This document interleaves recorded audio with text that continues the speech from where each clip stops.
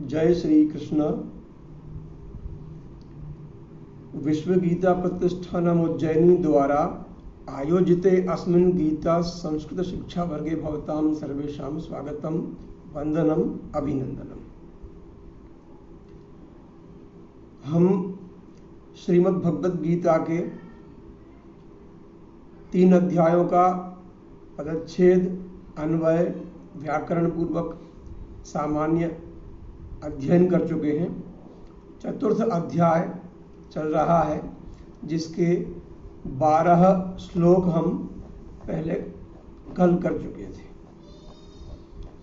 अब आज हम 13वें श्लोक से आरंभ करने वाले हैं। 12वां श्लोक जो था उसको लेकर चले हैं।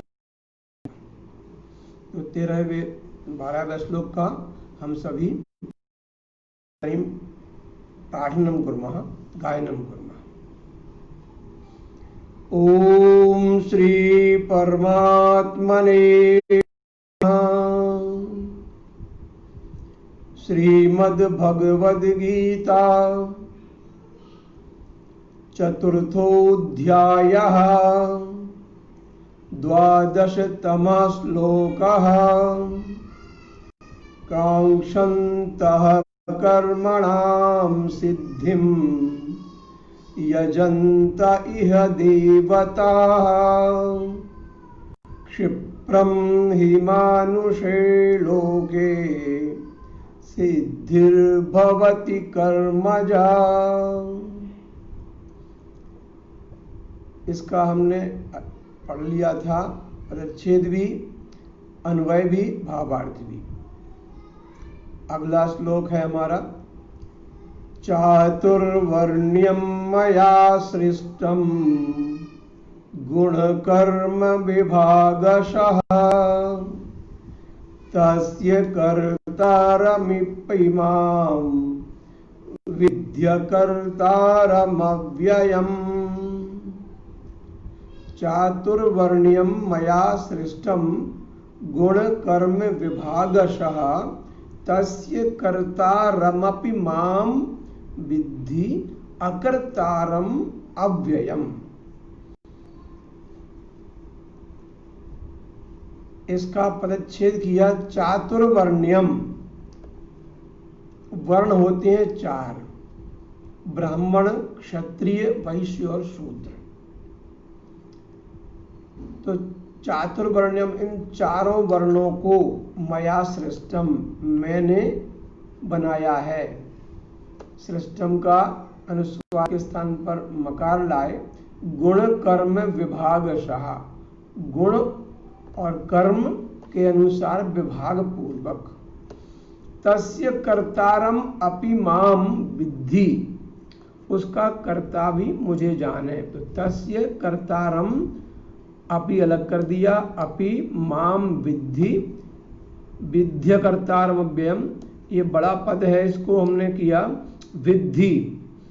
इसमें विद धातु है, मध्यम पुरुष लोट लकार, एक वचन का रूप है ये विद्धि, जानो। अकर्तारम, कर्ता माने काम करने वाला, कर्तारम माने द्वितीय विभक्ति, कर्तारम कर्ता को, अकर्तारम माने ना कर्ता को, ना करने वाला। अव्ययम, अव्यय जानते हैं हम, न व्ययति अव्ययम। तो चातुर्वर्ण्यम मया सृष्टम गुण कर्म विभागशः तस्य कर्तारम अपि माम विद्धि अकर्तारम अव्ययम। पदच्छेद के बाद अन्वय किया। तो चातुर्वर्ण्यम अर्थात 4 वर्णाः, गुण कर्म विभागशः मया सृष्टम। ये 4 वर्णों का जो समूह है, मया सृष्टम। सृष्टम किम सृष्टम? चातुर्वर्ण्यम मया, चातुर्वर्ण्यम सृष्टम, केन सृष्टम? मया सृष्टम। श्री भगवान उवाच, भगवान कह रहे हैं कि चातुर्वर्ण्यम मया सृष्टम कीदृशम, गुण और कर्म इनके विभाग पूर्वक, कि किसके क्या गुण हैं, किसके क्या कर्म है, इनका विभाग किया है। क्योंकि शरीर का प्रत्येक अंग यदि अपना कार्य नहीं करेगा तो उसमें सामंजस्य नहीं रह पाएगा। ये संगठन पूरा शरीर जो है, इस शरीर के सुचारू रूप से संचालन के लिए प्रत्येक अंग को अपना कार्य करना कार्य है। इसलिए विभाग करना आवश्यक हो जाता है सभी चीजों का। एकीकरण है, जिस विषय में जिस भाव में एकत्रीकरण है वह अलग है, और विभाग, उपभाग, भाग, अनुभाग, प्रभाग, ये अलग प्रकार के जो विभाजन होती हैं, उनके बिना कोई भी कार्य संभव नहीं है। इसलिए ये गुण कर्म के अनुसार विभाग किया गया है। अगले अध्यायों में इसको हम समझेंगे। तो ये चतुर्वर्णानाम गुण कर्म विभागशया मया सृष्टि कृता अस्ति तस्य कर्तारम अपि माम विद्धि। उसका कर्ता भी तुम मुझको जानो, मैं ही उसका कर्ता हूं। और अकर्तारम अपि अव्ययम, मैं उसका कर्ता भी हूं और कर्ता तो हूं लेकिन अकर्ता भी हूं, क्योंकि कुछ भी नहीं करता। क्योंकि जिसके जैसे कर्म है, जिसके जैसा स्वभाव है, वैसा उसको विभाजन कर दिया है। इसलिए मैं कर्ता भी हूं और अकर्ता भी हूं, ऐसा मुझे जानिए। अग्रिमः श्लोका न मां कर्माणि लिम्पन्ति न मे कर्म फले स्पृहा इति मां योऽभिजानाति कर्मभिर्न स बध्यते। पदच्छेद न माम अनुस्वार स्थाने मकारः कर्माणि लिम्पन्ति न मे कर्म फले स्पृहा इति माम योऽभिजानाति में यह अभिजानाति पूर्व रूप संधि है।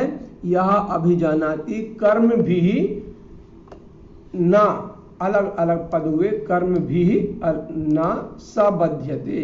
सबध्यते इति सह बध्यते है। ये यहाँ इसका लोप हो गया है विसर्ग का, जिसको हमने लगा दिया है। तो कर्म भी न सह बध्यते, ऐसा इसका पदच्छेद होगा। पदच्छेद के पश्चात अन्वय। पहले ये समझ लिया कि माम वयम जानीमा, माम इति अहम आवाम वयम, माम, माम द्वितीय विभक्ति एक वचनम, कर्माणि बहुवचनम, कर्म कर्मणि कर्माणि, कर्मन शब्द नपुंसकलिंग, लिम्पन्ति लिम्प धातु है, लिम्प माने लपेटना, समेट लेना अपने आप में, व्याप्त हो जाना, लीपना सामान्य भाषा में बोलते हैं, लिपाई पुताई चल रही है लिपाई, पर मैं लिपटता नहीं हूं उनमें, मुझे वह व्यथित नहीं करते हैं। नामे कर्म फले स्पृहा, लिम्पन्ति में बहुवचन है ये प्रथम पुरुष का, लिम्पति लिम्पतः लिम्पन्ति। नामे ना अव्यय पद है निषेधात्मक, में मम इत्यस्य, ना मेरी, कर्म फले सप्तमी विभक्ति एक वचनम, कर्म फले स्पृहा, स्पृहा अर्थात इच्छा, ईहा, इच्छा में स्पृहा में आकांक्षा में छोटे थोड़े अंतर हैं, तो मेरी कर्म फलों में कोई स्पृहा नहीं है। इति माम, इति जानते हैं अव्यय पद है, माम वही ऊपर वाला माम। यह यत शब्द का पुल्लिंग का प्रथमा विभक्ति का एक वचन है, यह यौ ये, ऐसा यह माने जो। अभिजानाति, अभिजानाति ज्ञा धातु है, ज्ञा माने जानना, जानाति माने जानता है, अभिजानाति माने अच्छे प्रकार से जो जानता है वह। कर्म भी न सबध्यते, तो कर्म भी क्या है, कर्म शब्द से कर्म कर्मणि कर्माणि, कर्म कर्मणि कर्माणि, कर्मणा कर्मभ्याम कर्म भी, तृतीय विभक्ति बहुवचनम न सह बध्यते, वह ये भी बध धातु है, बदनाति, ये बध्यते ये कर्मणि रूप हो गया है उसका, वह नहीं बांधा जाता है कर्मों के द्वारा। कर्मों के द्वारा न सा बध्यते। अन्वय रूपेण पश्यामः। कर्म फले में स्पृहा नास्ति। कर्म फले अर्थात कर्मणाम फले, कर्मों के फल में स्पृहा नास्ति, मेरी उसमें कोई आसक्ति नहीं है। अतः माम कर्माणि न लिम्पन्ति, इसलिए अतः माम कर्माणि न लिम्पन्ति। कानि न लिम्पन्ति? कर्माणि न लिम्पन्ति।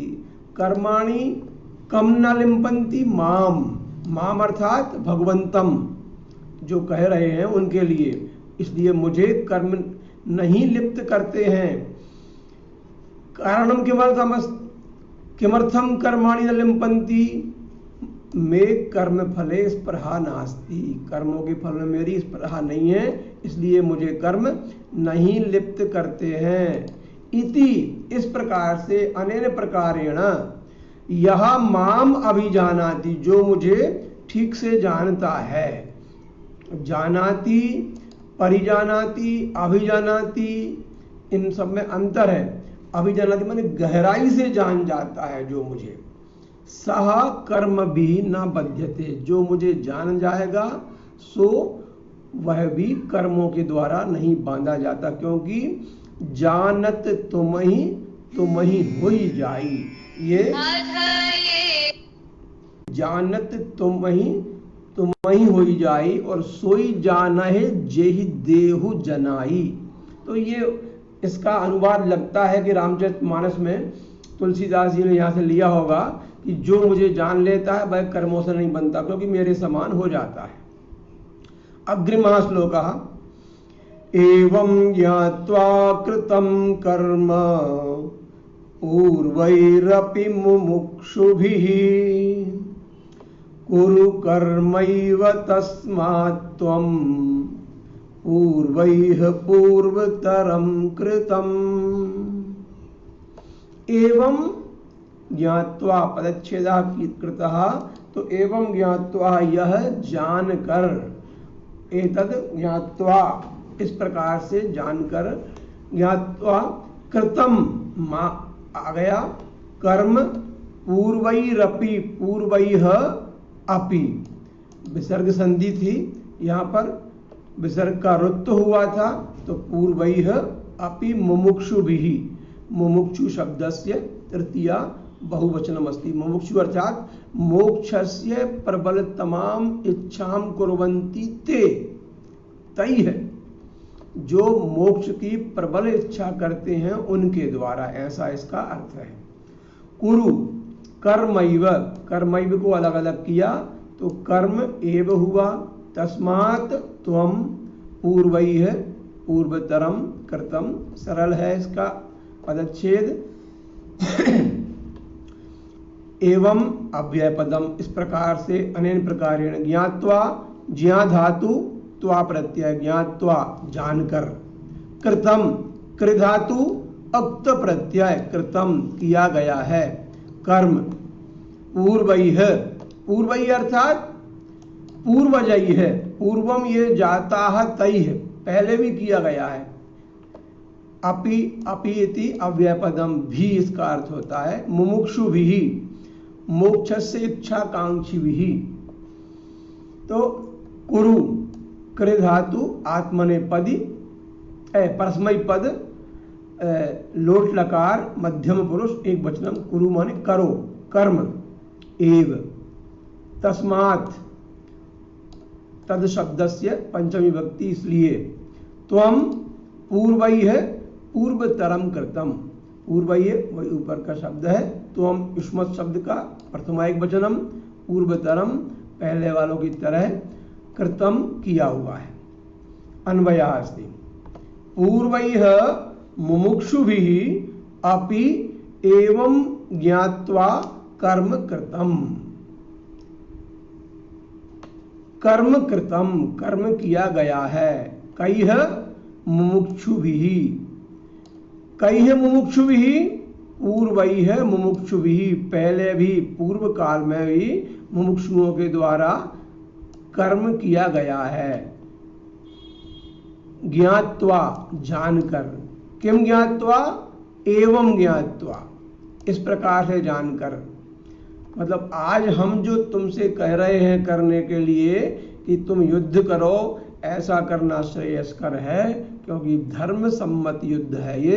तो ये कोई नई बात नहीं कह रहे, या हम जो गीता का ज्ञान दे रहे हैं ये नहीं दे रहे, पहली बार नहीं दे रहे, पहले भी दिया है। पहले भी मोक्ष की इच्छा करने वालों ने वो सब शास्त्र विहित कर्म किए हैं जो हम आपको बता रहे हैं अभी। तो पूर्वतरम कृतम कर्म त्वम एव कुरु, अतः तस्मात् त्वम पूर्वई है, इसलिए तुम पूर्वजों के द्वारा, पूर्वतरम माने उन्होंने जो पहले किया है, पूर्वतरम कृतम कर्म एव गुरु, वही कर्म कुरु। अर्थात यह परंपरा पोषित हो रही है, पीढ़ी दर पीढ़ी जो शास्त्र विहित कर्म है उनको करने की परंपरा रही है, पहले भी किया है, अभी इसलिए करो।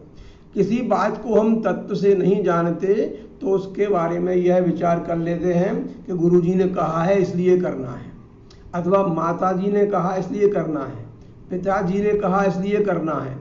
हमारे जो कुल के पूर्वज हैं, पितामह हैं, पितामही, मातामह, मातामही, उन सब ने, दादा दादी, बड़ों ने, बुजुर्गों ने जो कहा है वह हम कर लें। यदि नहीं जानते तो हमें इस बारे में अवश्य ही इसका पालन करना चाहिए, इससे फिर पथभ्रष्ट नहीं होते। क्या करना चाहिए इसके संबंध में अयम श्लोका अस्ति, किम कर्म किम कर्मेति कवयोप्यत्र मोहिताः तत्ते कर्म प्रवक्ष्यामि यज्ञात्वा मोक्ष्यसे शुभात्। बहुत महत्वपूर्ण श्लोक है, यही प्रश्न है सबके जीवन का कि किम कर्म, क्या तो कर्म है, किम अकर्म, और क्या अकर्म है। कर्म अर्थात किया जाना चाहिए, अकर्म अर्थात ना किया जाना चाहिए, ना करने योग्य। इति कवयः अपि अत्र मोहिताः, इसमें जो बड़े बड़े कवि हैं, बड़े बड़े विद्वान हैं, वे भी मोहित हैं। बहुत ही महत्वपूर्ण श्लोक है ये, बल्कि यह कहिए कि यह श्लोक सभी प्रश्नों का मूल प्रश्न है। और गीता में इसी प्रश्न का उत्तर दिया है, किम कर्म किम अकर्म, क्या हमें करना है, क्या हमें नहीं करना है। तो अत्र पहले हमने इसका परिच्छेद करेंगे, किम किम आ गया, अकर्म किम अकर्मेति, इसका हमने किम अकर्म का तो पद विच्छेद किया, वर्ण विच्छेद किया, और अकर्म इति का संधि विच्छेद किया। संधि विच्छेद में और वर्ण विच्छेद में अंतर है। वर्ण विच्छेद में ये माँ में सीधा आ लग गया तो पूरा माँ बन गया, और अकर्म इति इसमें माँ में ई लगी तो एक ही मात्रा बन गई। ये देखिए, तो ये गुण हो गया, इसलिए इसको गुण संधि बोलते हैं। ये संधि है और ये यहाँ पर होने वाला ये वर्ण संयोग है। तो वर्ण संयोग और संधि में अंतर है। जब तक वर्ण संयोग, वर्ण विच्छेद, संधि, संधि विच्छेद और समास विग्रह नहीं जान पाएंगे तो अर्थ का निश्चय करना बहुत कठिन है। इति कवयोप्यत्र, कठिन लग रहा है शब्द, लेकिन नीचे देखिए, कवयः विसर्गस्य उत्वम जातम आसीत, आ और उ मिलकर ओ हो गए थे। अप्यत्र, अपि अत्र, अपि माने भी, अत्र माने यहाँ, ई और आ की संधि हुई, इसको बोलेंगे यण संधि। ई और आ संधि याद करने में कोई समस्या नहीं है। सामान्यतः जल्दी से ई और आ बोलिए बिना गैप के, इया इया इया इया इया इया इया इया इया, बस या बन गया। तो या बन रहा है, ई और आ से मिलकर ही बन रहा है, इसलिए यण संधि है ये। इसमें पूर्व रूप संधि थी। अत्र मोहिताः, मोहिताः अलग पद है। तत्ते, तत् को अलग किया और ते को अलग किया। कर्म प्रवक्ष्यामि, यत ज्ञात्वा, यत ज्ञात्वा, यत ज्ञात्वा संधि है, यहां भी ये संधि हुई है, व्यंजन संधि है, और ये मोक्ष्य से अशुभात, अशुभात मोक्ष्य से इसका पदच्छेद हुआ। अब इन पदों को थोड़ा जान लेते हैं। किम जानते हैं, किम माने क्या, कर्म है, किम क्या अकर्म है, इति कवयः, कवि कवि कवयः बहुवचनमस्ति इकारांत पुल्लिंगस्य, अपि अत्र मोहिताः, मोहिताः भवन्ति, मोहित मोहितौ मोहिताः, तत्ते कर्म प्रवक्ष्यामि, ये तेरे लिए चतुर्थी कर्म है ही। प्रवक्ष्यामि वच धातु है, वच का बनता है वक्ष्यामि, प्रवच का हुआ प्रवक्ष्यामि, कहूंगा, लिट लकार उत्तम पुरुष एक वचनम। यत ज्ञात्वा, यत माने जिसको, जो, ज्ञात्वा ज्ञा धातु त्वा प्रत्यय, ज्ञात्वा जानकर, मोक्ष से, मुच धातु है मोक्ष, मोक्ष से मध्यम पुरुष, लट लकार आत्मनेपद एक वचन है, मोक्ष से मुक्त हो जाओगे, हो जाओगे, अशुभात अशुभ से मुक्त हो जाओगे, इस प्रकार से इसका पदच्छेद हुआ। अग्रे अन्वय, अन्वय में देखा कि अन्वय अर्थात कर्ता कर्म क्रिया के क्रम में वाक्य को जमाना। जिस प्रकार अन्य भाषाओं में, पाश्चात्य भाषाओं को छोड़कर अन्य भाषाओं में हम जब बोलते हैं तो उसमें एक क्रम होता है वाक्य का, उस क्रम में जमाने को अन्वय बोलते हैं। कर्म किम, कर्म क्या है, अकर्म किम, अकर्म क्या है, इति ऐसा अनेन प्रकारेण। अत्र कवयः अपि मोहिताः, इसके बारे में जानने में कवयः माने बुद्धिमान, बहुत मनीषी लोग, अपि मोहिता मोहित हो जाते हैं। मोहित माने, मोहित होना माने क्या करें क्या नहीं करें की स्थिति। तत्ते कर्म प्रवक्ष्यामि, अतः अहम तव कृते कर्म प्रवक्ष्यामि, कर्म को कहूंगा, यत ज्ञात्वा जिसको जानकर, अशुभात मोक्ष से तुम अशुभ से मुक्त हो जाओगे। क्रियापद आखिरी में आया, अशुभात मोक्ष से कर्म प्रवक्ष्यामि, ये क्रियापद है, ये क्रम होता है। अग्रिमः श्लोकः कर्मणो ह्यपि बोद्धव्यम, बोद्धव्यम च विकर्मणः, अकर्मणश्च बोद्धव्यम, गहना कर्मणो गतिः। कर्मणः ही अपि पदच्छेद किया तो कर्मणों का कर्मणः, विसर्ग का ऊ होकर ओ हो गया था, आ ऊ का ओ गुण हो गया था विसर्ग संधि होने के बाद। ही अपि, ही और अपि, ई और आ का वही या बन गया है, हा आधा रह गया है। ही अपि बोद्धव्यम, बुद्ध धातु है बुध, ये बोद्धव्यम, ये तव्यत प्रत्यय लगा हुआ है दोनों जगह इसमें। च विकर्मणः, अकर्मणस् चा को अलग किया, अकर्मणः च, बोद्धव्यम, फिर से बोद्धव्यम आ गया, तव्यत प्रत्यय, जानना चाहिए। गहना कर्मणो गति ही, गहना गति ही, कर्मणः कर्मों की गति गहन है। कर्म शब्द के जो है वो षष्ठी विभक्ति है। गहना गति, गहना माने गहन शब्द का स्त्रीलिंग टाप प्रत्यय, गति ही गम धातु तिन प्रत्यय गति। अग्रे पश्यामः एतस्य अन्वयम्। कर्मणः अपि बोद्धव्यम, कर्म को भी जानना चाहिए। कर्म को, क्या कर्म है, कर्म अर्थात जो कर्म का स्वरूप क्या है, कर्म का तत्व क्या है, कब कहाँ कैसे क्या करें, इसके बारे में उस कर्म का स्वरूप भी जानना चाहिए। अकर्मणः तत्वम बोद्धव्यम, अकर्म का स्वरूप भी जानना चाहिए कि अकर्मता क्या है। यहां पर तीसरी बात एक और आई है, विकर्मणः तत्त्वम् अपि बोद्धव्यम, विकर्म का तत्व भी जानना चाहिए। क्योंकि ही माने यतो ही कर्मणः गति ही गहना, कर्मणः गति ही गहना, कर्म की गति बहुत गहन है, बहुत गंभीर है, बहुत ही उलझी हुई है। इसलिए ये तीन बातें इसमें जानने के लिए आई हैं। एक तो कर्मण, दूसरा अकर्म और तीसरा विकर्म। तो कर्म अर्थात, कर्म का अर्थात होता है कि जो शास्त्रों में बताए गए हैं वे कर्म, उन कर्मों का स्वरूप क्या है।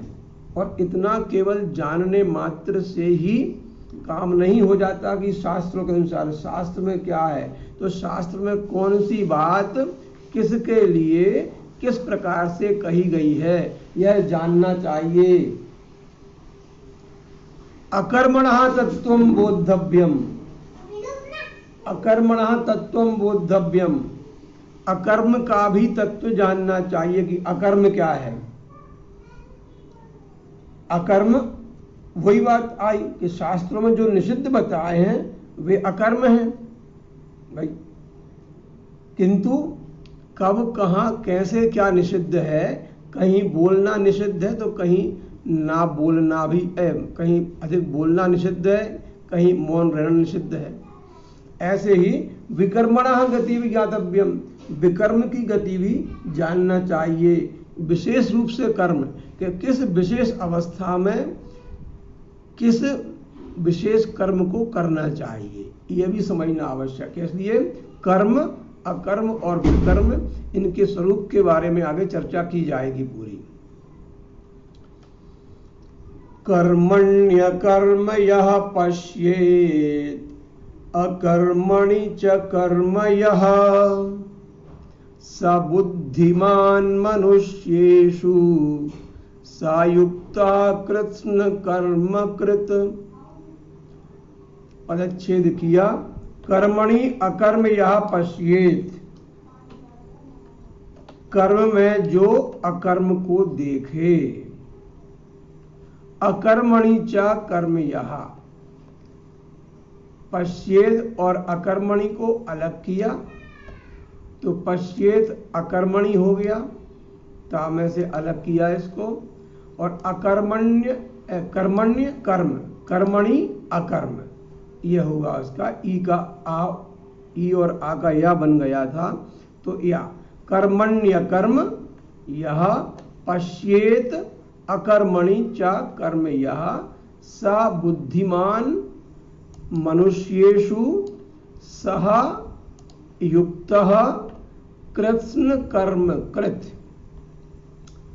कर्मणि सप्तमी विभक्ति एक वचनम, अकर्म देख चुके हैं। यह पश्येत दृश धातु विधिलिंग लकारः प्रथम पुरुष एक वचनम परस्मैपदी। अकर्मणि सप्तमी विभक्ति, अकर्म में जो कर्म, सह बुद्धिमान मनुष्येषु सह युक्तः, मनुष्यों में वह युक्त है, कृत्स्न कर्म कृत। अन्वयम् पश्यामः,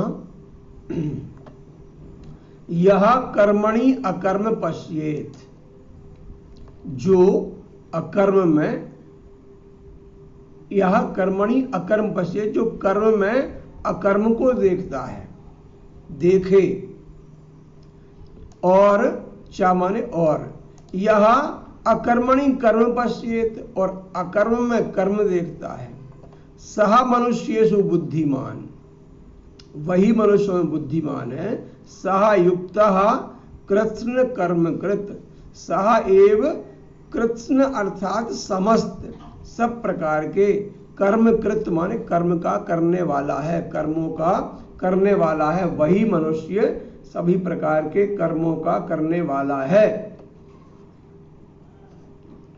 महत्वपूर्ण बात है कि कर्म में अकर्म को देखना, अकर्म में कर्म को देखना, यह तभी संभव है जबकि संकल्प से विवर्जित होकर ये सब कार्य होंगे।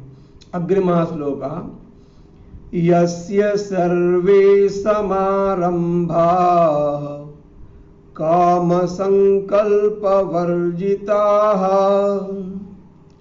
ज्ञानाग्निदग्ध कर्माणं तमाहुः पंडितं बुधाः। पदच्छेद। यस्य सर्वे समारंभाः काम संकल्प वर्जिताः, अलग अलग किए, सरल है। ज्ञान अग्नि, इसका ज्ञान और अग्नि का संधि विच्छेद किया। अकह सवर्णे दीर्घा की ये संधि हो गई थी। दग्ध कर्माणम, ज्ञान अग्नि दग्ध कर्माणम, तम आहु वर्ण विन्यास किया, वर्ण विच्छेद कर दिया। पंडितम बुधाहा, पंडित कहते हैं बुध, सरल है। समझ लें, यस्य माने जिसके, षष्ठी विभक्ति एक वचनम। सर्वे समारंभाः, सभी, समारंभाः आरंभ किए हुए। काम संकल्प वर्जिता, सर्वाणि कर्माणि येन आरब्धानि तानि सर्वाणि काम संकल्प वर्जितानि सन्ति चेत एव तानि एव कर्माणि भवन्ति। ज्ञान अग्नि दग्ध कर्माणम, ज्ञान अलग से किया था इसको, द्वितीय विभक्ति है। तम द्वितीय है, ये भी।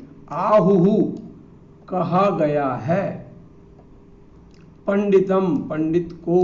बुधाहा, बुधाहा बुद्धिमान लोगों के द्वारा। अन्वयः। यस्य सर्वे समारंभाः, जिसके सभी समारंभ, समारंभ माने सम्यक रूपेण, समान रूपेण, समता रूपेण, समत्व रूपेण आरंभाः काम संकल्प वर्जिताः, सभी शास्त्र के सम्मित, जैसा शास्त्र ने कहा है उस प्रकार से कर्म किए हैं, जो काम के से वर्जित हैं और संकल्प से वर्जित हैं। भाई काम, कामना अर्थात उस कर्म के फल की इच्छा के संकल्प से वर्जित हैं। ज्ञान अग्नि दग्ध कर्माणम, और तथा ये यानी कर्माणि, ज्ञान अग्नि दग्ध हो गए हैं, माने ज्ञान की अग्नि में से कर्म समाप्त हो जाते हैं। अगर ज्ञान किसी के पास हो जाए तो उसके कर्मों का फल और कर्म करने ना करने का प्रभाव बराबर हो जाता है। उस तम बुधाहा पंडितम आहु, उसको बुद्धिमान लोग, जो ज्ञानी लोग हैं, वह उसको पंडित कहते हैं। आहु माने कहते हैं। अग्रिमः श्लोकः। त्यक्त्वा कर्म फलासंगम नित्यतृप्तो निराश्रयः कर्मण्यभिप्रवृत्तोऽपि नैव किंचित् करोति सः। पदच्छेदाकृतः। त्यक्त्वा कर्म फल संगम। त्यक्त्वा, त्यज धातु, त्वा प्रत्यय, त्यक्त्वा माने छोड़कर, त्यक्त्वा माने छोड़कर, पीत्वा माने पीकर, खादित्वा माने खाकर, हसित्वा माने हंसकर, त्वा प्रत्यय लग जाए तो कर। पूर्वकालिक कृदंत है ये व्याकरण की भाषा में, तो पहले जो क्रिया हो गई है उसको बताने वाला है। कर्म फलासंगम, कर्मणः फलानाम आसंगम, कर्मों के फलों की आसक्ति। आसंगम संग है ये, संग माने साथ, सरल सा है। नित्य तृप्ता, जो विसर्ग के स्थान पर ओ हो गया था, इसका संधि विच्छेद किया। नित्य तृप्ता निराश्रय। कर्मण्यभिप्रवृत्तोपि, अलग किया। कर्मणि ई और आ मिलकर या बन गए, यण संधि है। अभिप्रवृत्तः अपि, यहाँ पर पूर्व रूप संधि कही जाती है, ये अवग्रह का आगम हो गया है छोटे आ के कारण से। नैव, ना और एव, नैव किंचित करोति सहा, ऐसा इसका पदच्छेद हुआ। सरल हैं वही पद हैं, इसलिए बार बार पदों को की व्याख्या में समय नहीं हम कर रहे, क्योंकि इन पदों की चर्चा कर चुके हैं। यह कर्म फल आसंगम, अन्वय में देखें कि यह कर्म फल आसंगम त्यक्त्वा निराश्रयः नित्य तृप्तः भवति। यह अर्थात यह मनुष्य, जो मनुष्य कर्म फलासंगम, कर्मों के फल के संग को, उसकी आसक्ति को, कर्मों में आसक्ति और कर्म के फल में आसक्ति, इसको छोड़कर, आसंगम त्यक्त्वा पूर्णतः सब प्रकार से छोड़कर, निराश्रयः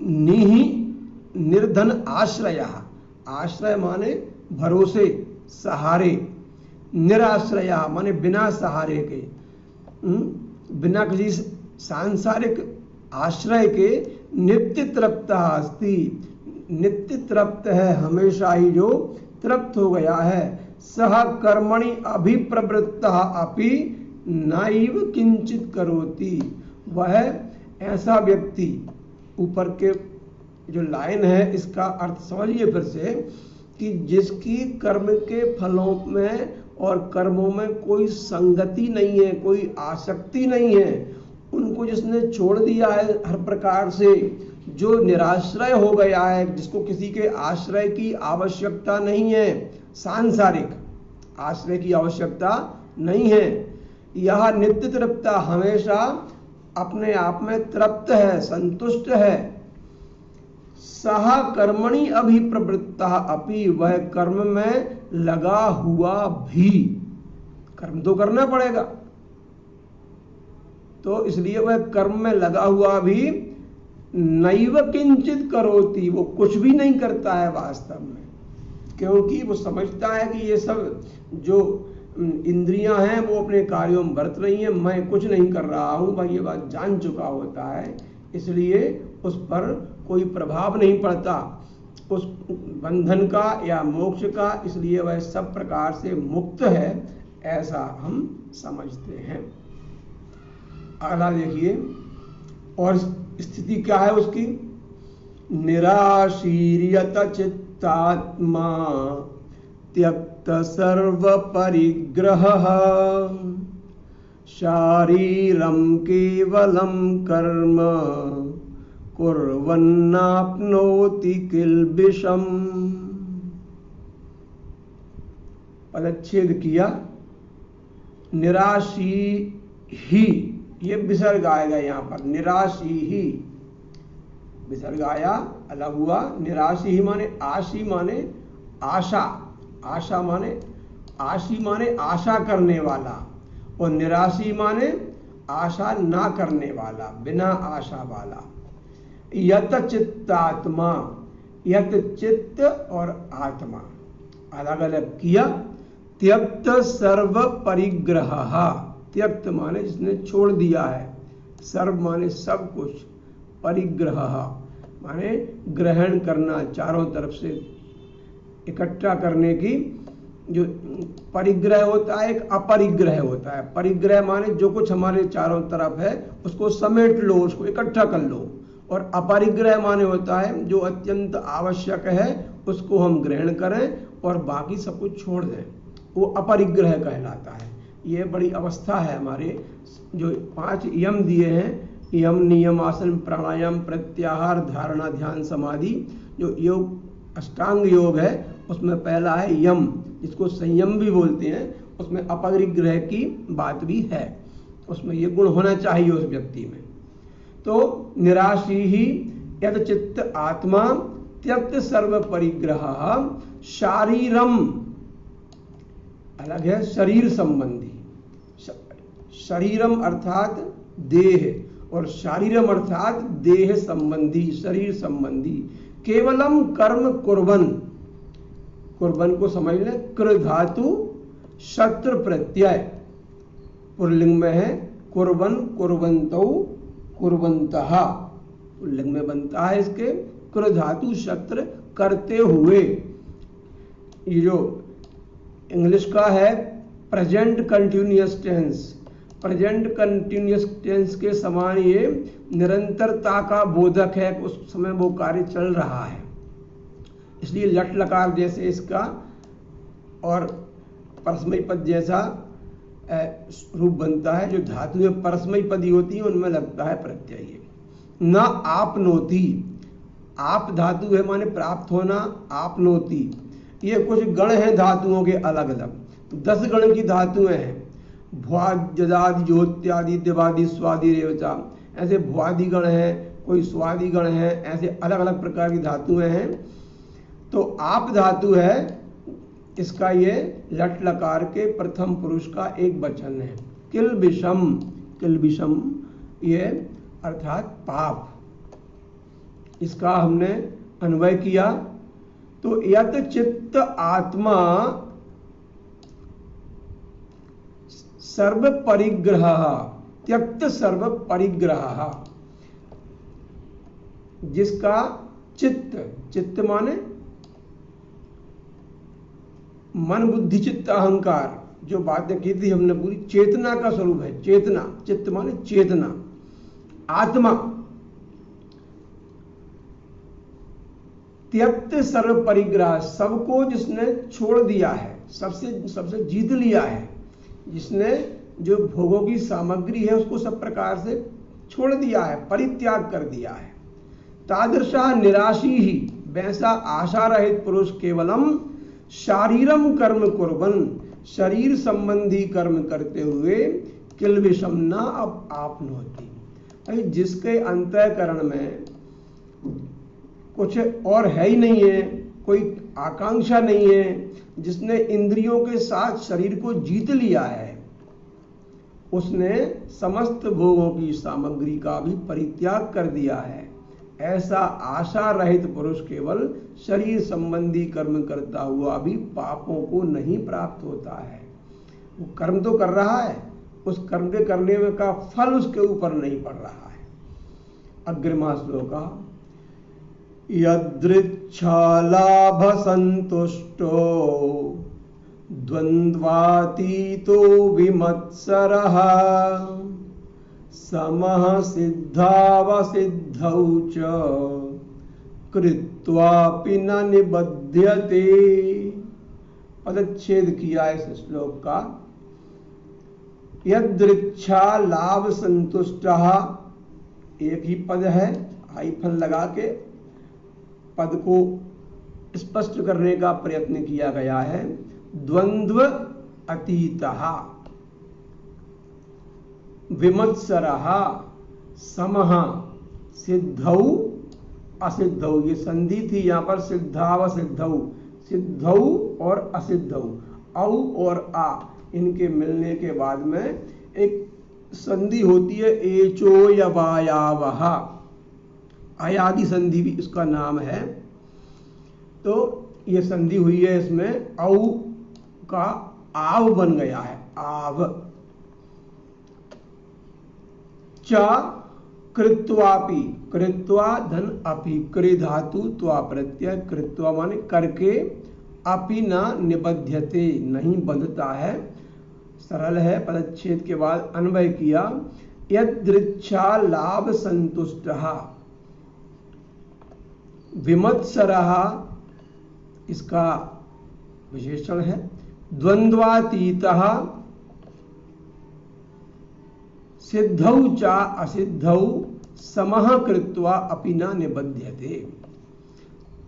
यह जो कोई बिना इच्छा के, बिना लाभ के जो संतुष्ट रहता है, अपने आप जो मिल गया सो,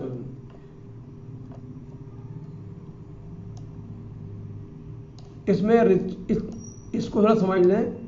यदृच्छा, इच्छा माने इच्छा के, और ऋच्छा माने बिना इच्छा के, ऋत माने बिना,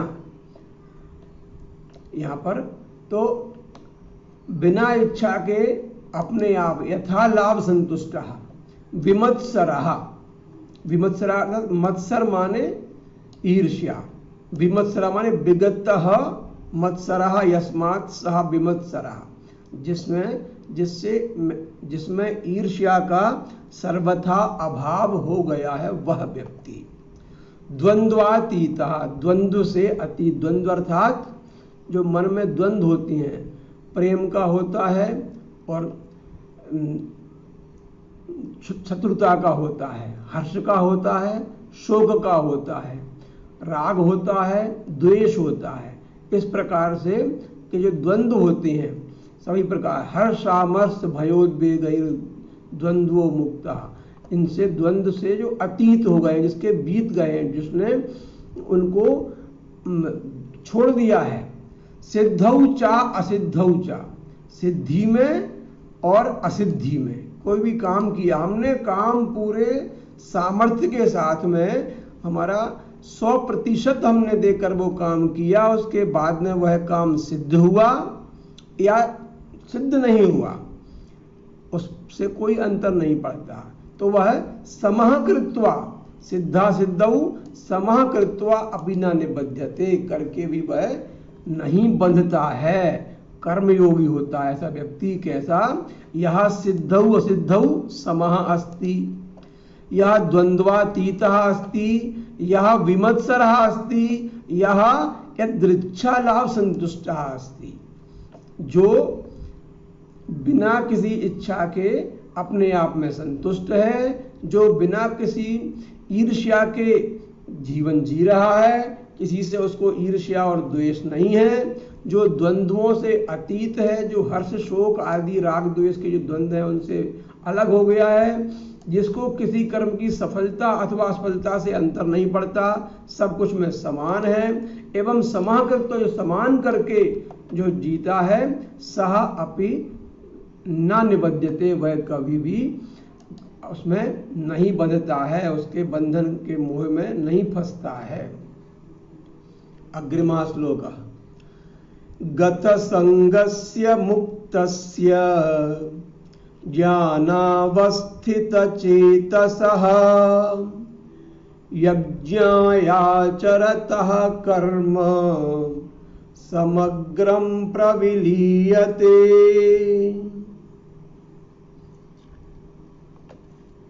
पदच्छेदः। गत संगस्य मुक्तस्य ज्ञान अवस्थित चेतसः।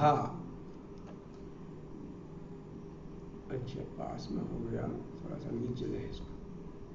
हाँ, गत संगस्य मुक्तस्य, ज्ञान और अवस्थित को संधि विच्छेद किया, दीर्घ संधि थी, अलग किया, ज्ञान अवस्थित चेतसः यज्ञायाचरता, यज्ञाय आचरतः कर्म समग्रम प्रविलीयते। षष्ठी विभक्ति, संगस्य मुक्तस्य भी वही, चेतसः भी वही षष्ठी विभक्ति, यज्ञाय आचरतः कर्म समग्रम प्रविलीयते। लीयते माने लीन होता है, विलीन होता है, प्रकारांतरेण विलीनम भवति। अन्वय। गत संगस्य ज्ञान अवस्थित चेतसः। गत संगस्य अर्थात जिसका संग चला गया है, संग माने आसक्ति, आसक्ति जिसकी समाप्त हो चुकी है। ज्ञान अवस्थित चेतसः, जो स्थिति उसकी है, शरीर का अभिमान जो उसका है, देहाभिमान है, जो उसको सामाजिक प्रतिष्ठा है, जो ज्ञान की प्रतिष्ठा का है, जो उसकी आयु के अनुसार जो उसकी प्रतिष्ठा का जो अभिमान है वह चला गया है। ममता आदि जिसकी समाप्त हो गई है, सभी प्रकार के मोह से अलग है। यस्य चित्तम चित्तः सर्वदा परमात्मनि लीनः भवति। ईश्वर में अवस्थित जिसका चित्त है, ज्ञान में अवस्थित जिसका चित्त हो गया है, वह यज्ञाय आचरतः, वह यज्ञ संपादन के लिए कर्म करने वाला। ये भी आचरण, आचरन्तौ, आचरन्तः, ये आचरतः, ये षष्ठी विभक्ति है, शत्रु प्रत्यय है चर धातु में। मुक्तस्य, ऐसे मुक्त हुए व्यक्ति को समग्रम कर्म विलीयते, उसको सभी कर्म भली भांति उसके विलीन हो जाते हैं, कोई कर्म का उसके ऊपर प्रभाव नहीं पड़ता है। अग्रिमः श्लोकः अस्ति भोजन समय प्राया वयं वदामः ब्रह्मार्पणं ब्रह्म हविर् ब्रह्माग्नौ ब्रह्मणाहुतं ब्रह्मैव तेन गन्तव्यं ब्रह्म कर्म समाधिना। पदच्छेद है, इस श्लोक को ध्यान से समझना है क्योंकि यह बार बार प्रयुक्त होता है लेकिन अर्थ नहीं जानते प्रायः।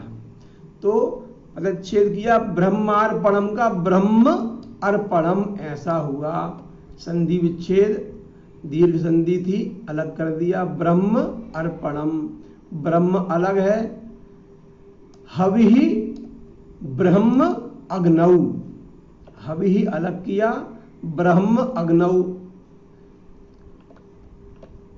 अग्नौ को अलग किया, ब्रह्मणा हुतम,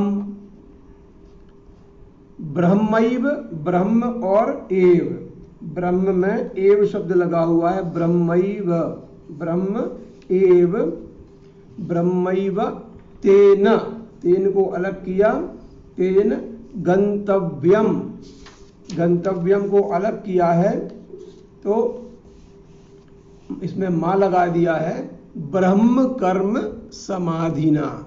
अन्वय में तो इसके में ज्यादा मेहनत नहीं है, पदच्छेद में भी। अब इसका भावार्थ समझने के लिए बहुत आवश्यक है कि ब्रह्म अर्पणम,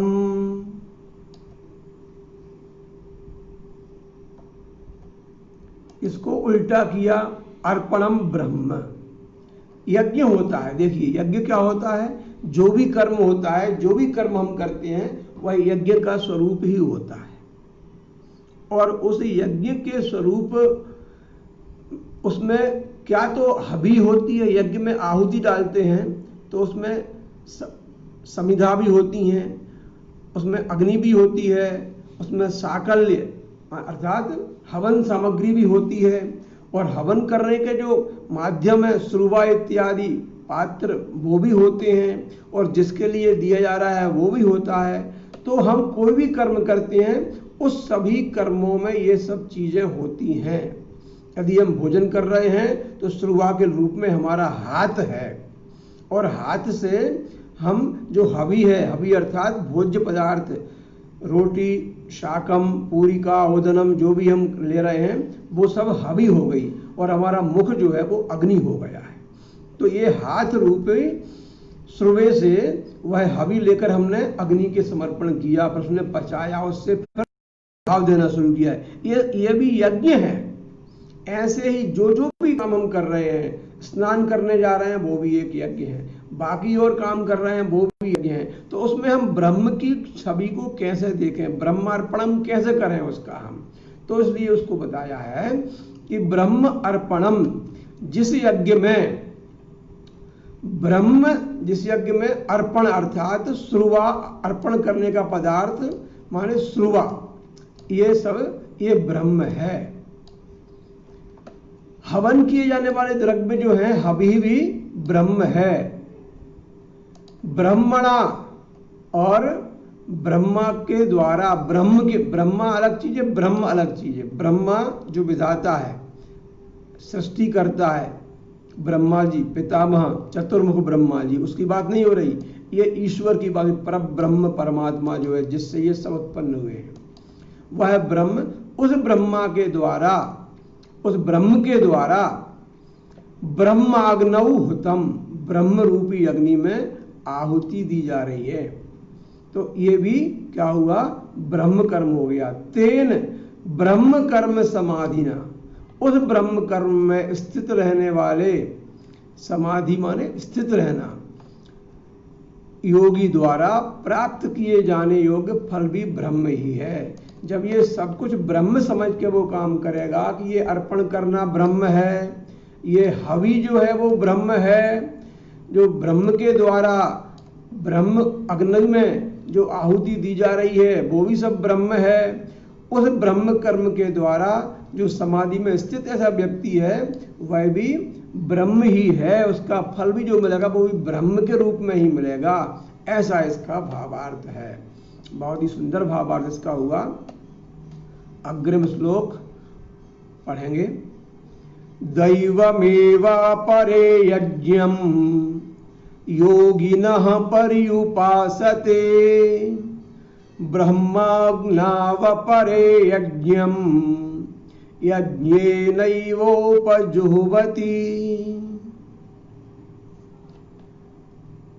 पदच्छेद किया। दैवम एव अपरे, 3 पद निकल गए इसमें से। दैवम अलग हो गया, दैवम में भी देव संबद्धम ऐसा उसका अर्थ हुआ। तो दैवम एव अपरे संधि विच्छेद किया, दीर्घ संधि थी,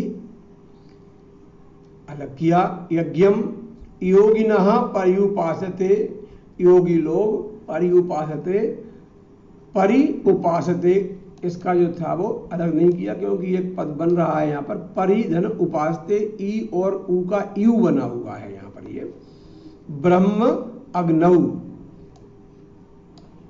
अलग किया। अग्नौ औ का आ बना है यहाँ फिर से, अयादि संधि है, वही ऊपर जैसी थी वैसी। ब्रह्माग्नाव परे, अपरे ब्रह्माग्नाव अपरे है वो, ब्रह्माग्नौ अपरे यज्ञम यज्ञेन एव, यज्ञेन एव उपजुह्वति, उपजुह्वति अलग हुआ इसका। अपरे योगिनः, अपरे माने अन्य, दूसरे, अन्य योगिनः दैवम एव यज्ञम पर्युपासते। जो कुछ लोग दैव यज्ञ करते हैं। अब यज्ञ हुआ, यज्ञ बहुत प्रकार के बताए जाएंगे इसमें श्रीमद् भगवद गीता में। तो अन्य बहुत से योगी जन देवताओं के पूजन रूप यज्ञ का ही भली भांति अनुष्ठान किया करते हैं। दैवम एव यज्ञम पर्युपासते, देवताओं को पूजन मान के वही उनका यज्ञ हो गया। अपरे और दूसरे जो हैं वो ब्रह्माग्नौ यज्ञेन यज्ञम एव जोवती, ब्रह्माग्नि में उस ब्रह्म परब्रह्म परमात्मा रूप अग्नि में अभेद रूप दर्शन करके ही आत्म रूप यज्ञ का हवन करते हैं। अर्थात परब्रह्म परमात्मा में ज्ञान द्वारा एक ही भाव से स्थित होना ही ब्रह्म रूप अग्नि में यज्ञ द्वारा यज्ञ को हवन करना है। अर्थात उस परमात्मा में हवन कर दिया हमने पूरा। इस प्रकार से ये 25वां श्लोक हमारा हुआ। कल से 26वां श्लोक हम करेंगे कल, और प्रयत्न रहेगा कि अध्याय पूरा हो जाए क्योंकि समय ज़्यादा जा रहा है, समय समाप्ति की ओर है। हम अंतिम श्लोक जो है 18वें अध्याय का, उसको पढ़ने के बाद में समापन करते हैं। इसी परंपरा में सभी लोग इसको पढ़ें, याद हो गया होगा। यत्र योगेश्वरः कृष्णो यत्र पार्थो धनुर्धरः तत्र श्रीर्विजयो भूतिर्ध्रुवा नीतिर्मतिर्मम। ओम शांति शांति शांति। हरि ओम तत्सत, हरि ओम तत्सत, हरि ओम तत्सत। जय श्री कृष्ण।